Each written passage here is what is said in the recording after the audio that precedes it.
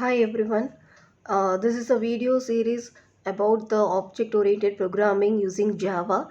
And in the previous video series, we have seen about the introduction to object-oriented programming, features of OOPS, and we have seen the features of Java.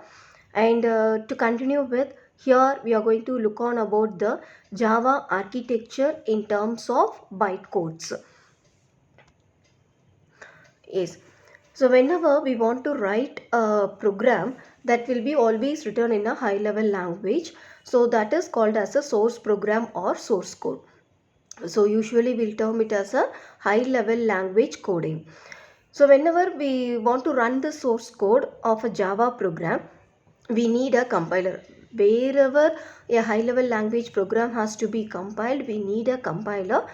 And here particularly in Java, as we seen in the features of Java, it is both compiled and interpreted. So in the first phase, the source code written in the Java should be compiled using Java compiler, after which it has to be executed using Java interpreter. So that is what given over here.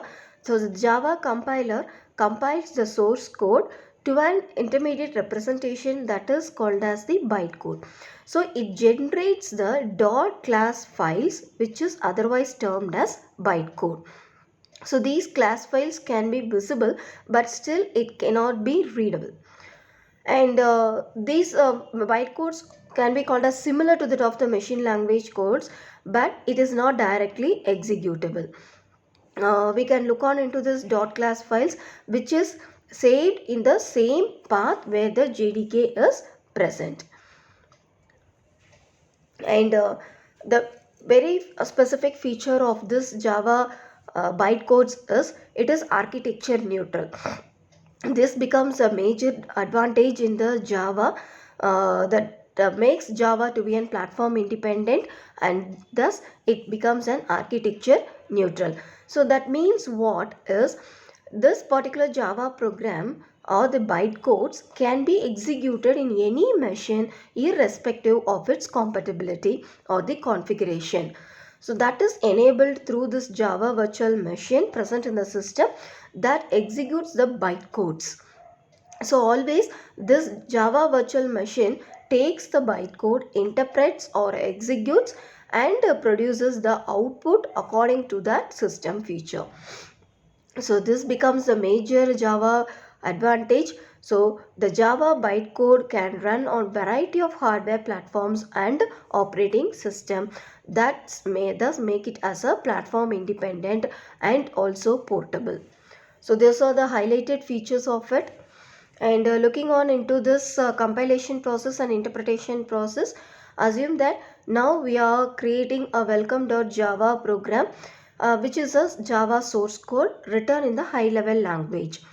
And now I am going to compile using the Java's compiler, where the code should be given as javac space program name .java. So this Java compiler compiles the Java code and it generates the bytecode. So these bytecodes are saved in the format with the extension .class file. And these bytecodes are now given to the interpreter or the Java virtual machine. And the command used to execute this particular bytecode is given as Java space program name. Here we should not give the .java extension. After giving this command, automatically the bytecodes are now executed using the Java virtual machine, and the necessary library codes will be automatically taken by the Java virtual machine, and finally the desired output will be generated. So this is how the Java virtual machine works with the bytecode generation and thus make Java as an independent language of the platform. So this is the overall schematic diagram of how Java compiler and Java interpreter works with the Java source code.